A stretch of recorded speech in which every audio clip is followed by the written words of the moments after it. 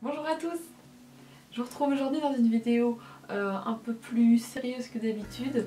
Je pense que vous l'avez vu dans le titre. Donc aujourd'hui on va parler d'acné et du coup moi je vais vous parler de mon expérience, comment ça s'est passé pour moi et je pense que je peux largement comprendre celles qui se plaignent d'avoir de l'acné parce que j'en ai eu moi-même en étant plus jeune et c'était pas qu'un peu.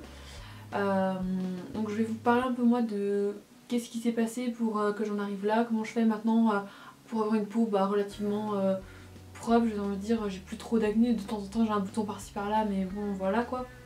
J'appelle pas ça vraiment de l'acné. Et puis après les différents traitements que j'ai eu, pourquoi, et puis tout ça quoi. Et puis je vous mettrai à la fin de la vidéo des petites photos bonus si ça intéresse certaines. Mais c'était un peu film d'horreur, hein, voilà. Bon, on y va. Alors il faut savoir que moi j'ai eu de l'acné très très jeune, parce qu'en fait j'ai fait une poussée de croissance vers l'âge de 10-11 ans, donc c'est à dire qu'à maximum 12 ans quoi, à 12 ans je faisais déjà ma taille actuelle, donc c'est à dire 1m70, donc c'est assez grand, et du coup les hormones complètement déréglées, chamboulées, tout ça. Donc du coup j'ai eu de l'acné très très jeune, on s'est un peu moqué de moi aussi par rapport à ça, mais bon après c'est passé parce que tout le monde en a eu, donc au final coucou tout le monde, vous vous foutiez de moi, et ben voilà, vous êtes pareil. Donc voilà, sauf que moi du coup j'avais eu ça depuis très jeune et puis j'ai eu l'habitude en fait, je me demandais toujours pourquoi est-ce que moi j'ai eu de l'acné, et puis j'en ai eu vraiment énormément. Puis du coup quand j'ai eu l'âge de me maquiller vers je sais pas moi 15 ans, je mettais un peu plus de fond de teint parce que je trouvais ça horrible, enfin vous verrez sur les photos, j'en avais vraiment autant, j'en avais pas du tout sur le reste du corps, tout était localisé sur le visage, j'en avais absolument partout de là à ici, c'était carrément catastrophique.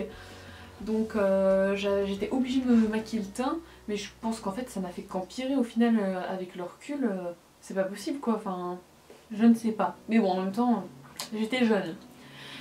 Donc du coup j'ai commencé à aller voir un dermato, donc qui m'a prescrit des crèmes à appliquer, je crois que c'était le soir, enfin voilà, après s'être lavé le visage. Donc je l'ai fait pendant plusieurs mois, mais ça n'a rien changé. Donc j'y suis retournée, on m'a redonné une autre crème mieux dosée, mais ça n'a toujours pas marché. Après on m'a donné, je crois que c'était des antibiotiques, bon alors me demandez pas les noms, je ne me souviens plus, hein. Mais voilà, on m'a donné des antibiotiques et ensuite on m'a donné en plus de la crème, donc il fallait faire les deux en même temps. Donc bon voilà, je prenais mes antibiotiques le soir et puis la crème je mettais le matin ou l'inverse, je sais plus trop. Enfin bref, j'ai fait ça pendant 2 ans. Ouais, j'ai fait ça jusqu'à mes 16 ans. Et à mes 16 ans j'en avais marre parce que c'était pareil. Et puis je crois que j'allais rentrer... non, j'étais en 3ème. Ouais, c'était l'année... J'allais avoir 16 ans quoi. J'étais en 3ème et puis j'en ai parlé à ma mère et puis je lui dis voilà, je vais rentrer en seconde, j'aimerais quand même un peu avoir une peau mieux que ça quoi pour commencer sur un bon départ, enfin voilà. Donc c'est là que ma dermato, quand je lui en ai parlé, elle m'a dit t'es un peu jeune mais il existe un traitement qui s'appelle le Roaccutane, donc ma mère l'avait fait aussi en étant plus jeune, donc elle m'en avait déjà parlé. Et donc j'ai dit que j'étais vachement intéressée parce que moi il me fallait vraiment un truc lourd de lourd quoi, hein. Et du coup elle était un peu sceptique parce que je crois qu'il faut le faire à 16 ans, donc j'ai dû attendre mes 16 ans pour le commencer. Parce que de toute façon c'est un traitement vachement lourd et qu'il faut vraiment y réfléchir quoi, parce qu'il y a pas mal de conséquences. Donc j'ai attendu mes 16 ans et je l'ai commencé, alors c'était, que je dise pas de bêtises, il me semble que ouais, je l'ai fait en fin de l'été, je crois que j'ai dû commencer mi-juillet, un truc comme ça. Donc voilà, je l'ai fait. Donc comment ça se passe en fait, c'est sur plusieurs mois. Donc après ça dépend de la gravité et de l'intensité de votre acné, mais c'est sur plusieurs mois. On commence d'abord par prendre des gélules, donc elle augmente la dose petit à petit, on commence pas direct avec la grosse dose. Donc tout d'abord on a une petite gélule à prendre. Au début on a l'impression que rien ne se passe. Voilà, on se dit ok, bon j'attends hein. Et puis après petit à petit on se dit oh mon dieu, j'ai encore plus de boutons qu'avant. Quel est ce fuck? Et puis en fait après petit à petit progressivement ça va descendre. Et vous allez avoir moins de boutons. Et si tout se passe bien à la fin, il vous en reste quasiment plus, enfin genre moi il m'en restait une dizaine, je me disais mais on peut pas continuer plus longtemps s'il vous plaît. Elle m'a dit mais non, ça va partir après, vous en faites pas. Donc ok, j'ai arrêté.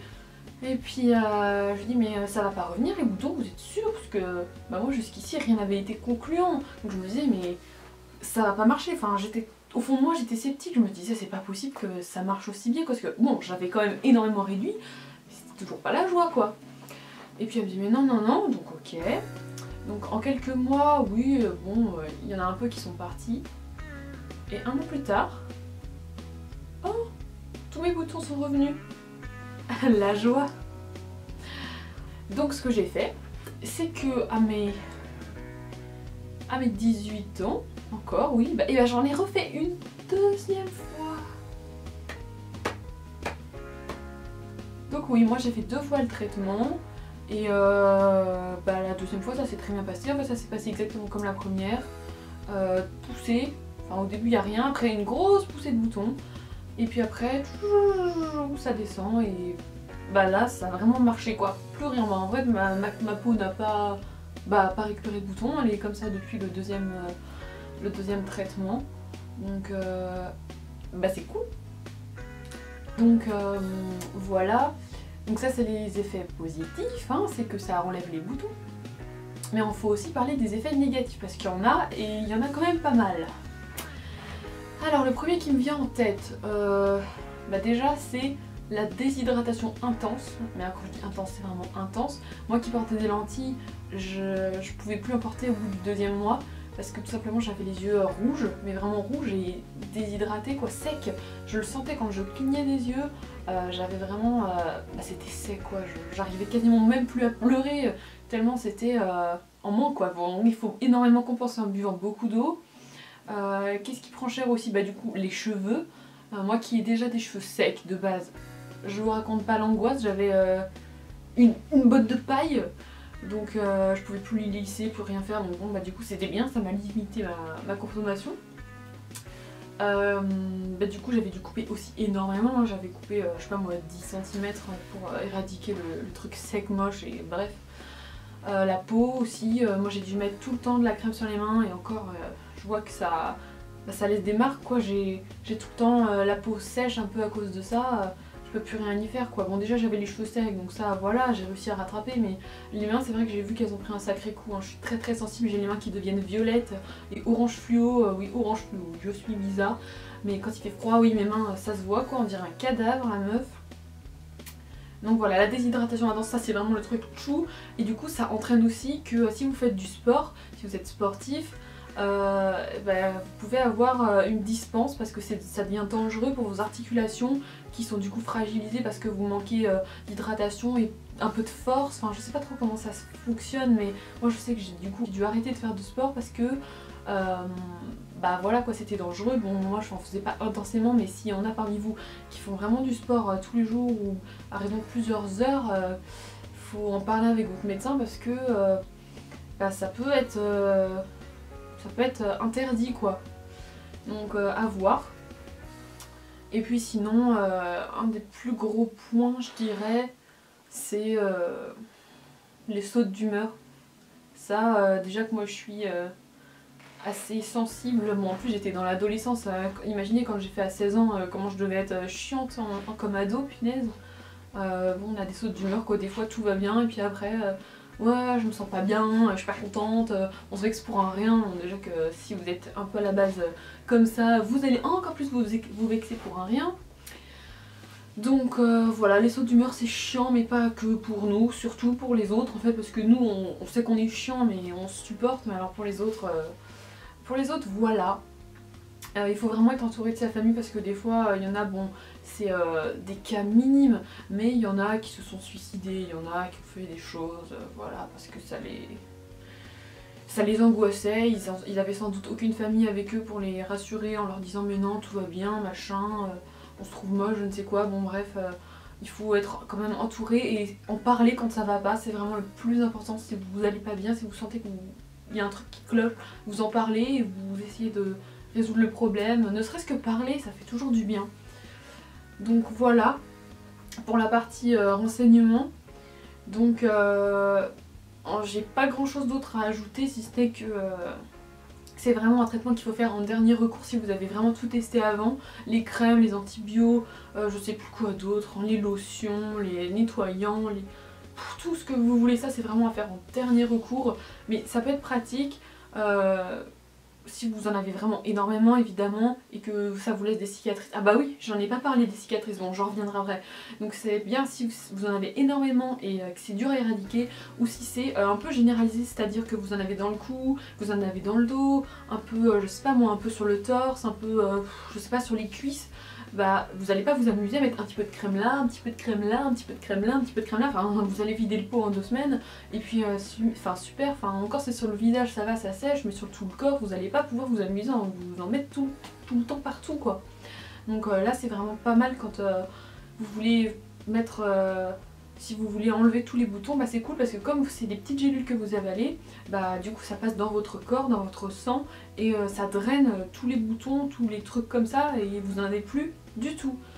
Donc voilà, c'est un peu les 2 cas qui sont le plus, où on le fait plus souvent, voilà. Après c'est au cas par cas aussi, en parlez-en à votre dermatologue.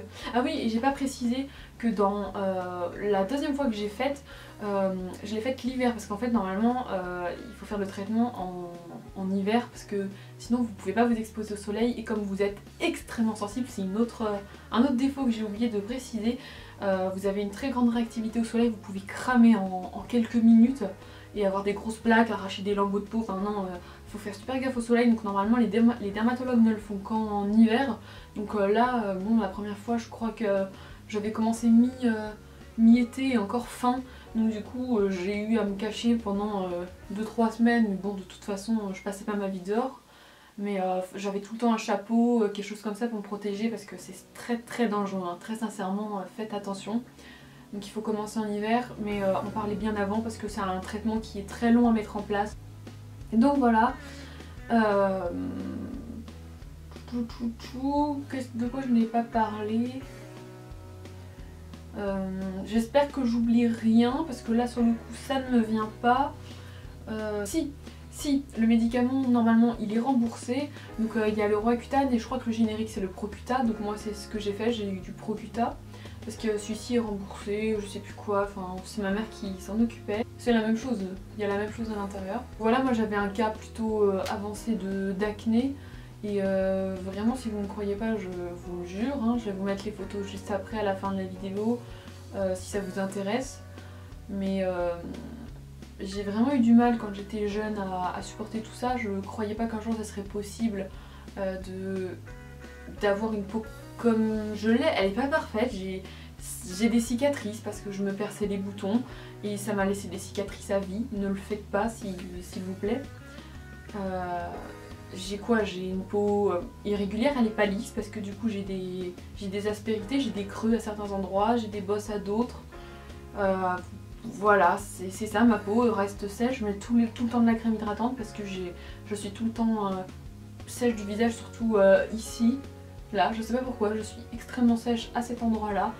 C'est comme ça, c'est un traitement qui laisse quand même des marques, si on ne fait pas attention évidemment, mais il faut pas cracher sur ce traitement, c'est vraiment quelque chose qui peut sauver des vies entre guillemets, parce que moi j'étais vraiment mal dans ma peau quand j'avais ça, et maintenant ça va beaucoup mieux. Regardez là, je suis pas maquillée mais ça va quoi, enfin, si ça peut réconcilier des filles avec leur peau et se sentir mieux après et pas avoir honte de sortir comme ça, la peau nue, même en été, en hiver, c'est quand même génial. Il faut profiter de notre corps, de ce qu'on a.